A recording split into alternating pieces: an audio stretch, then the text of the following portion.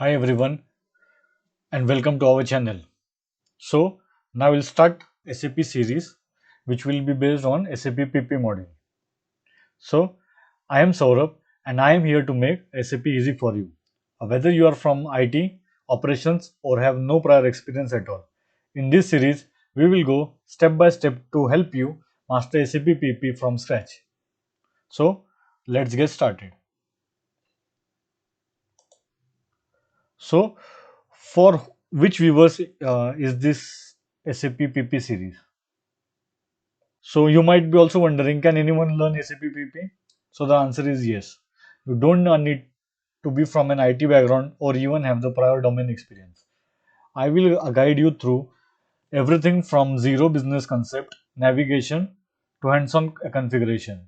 If you are committed, you can definitely become a capable SAP consultant or the power user.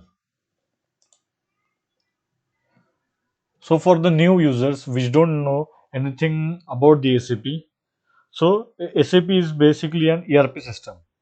So the purpose of ERP system is to integrate all the business processes, improve reporting, resource optimization and control.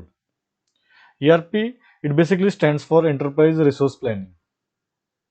Okay, and why we should learn SAP ERP? Okay, so because SAP is a market leader. So currently it has above 60% of global market share. It is industry specific and highly customizable, and also it is mostly used by many of the Fortune 500 companies. So the next we will see is SAP system architecture. SAP is R3 based, or what it is called, three tier architecture. So in that, first we have the presentation layer. This is what you see on your screen. The second is the application layer where the system processes the logic, and finally the database layer where all the data is stored. This setup makes SAP scalable and efficient for large enterprise.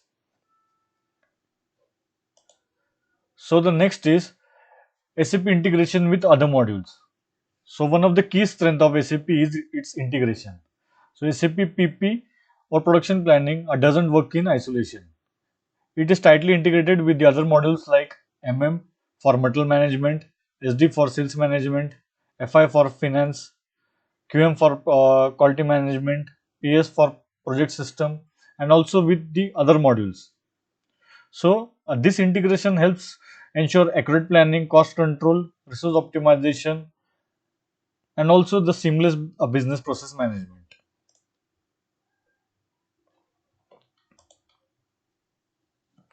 So the next slide we have is basics of SAP production planning. Okay, so for the new viewers who don't know what is production planning, so the production planning is the core of any manufacturing process. It is basically the planning from raw material to the semi-finished or finished goods. Okay, SAP helps us to set up and streamline the specific processes to maximize efficiency in the workplace when working with different types of manufacturing. You can take the core purposes align the forecast, customer demand, production capacity, and the key activities are material planning, production scheduling, sales and operation planning, a capacity requirement, shop floor planning. Also, some of the activities, other activities like it's also includes the product cost controlling, then production planning and detailed scheduling, demand driven replenishment, etc. Okay, so all these activities we will cover everything in our series.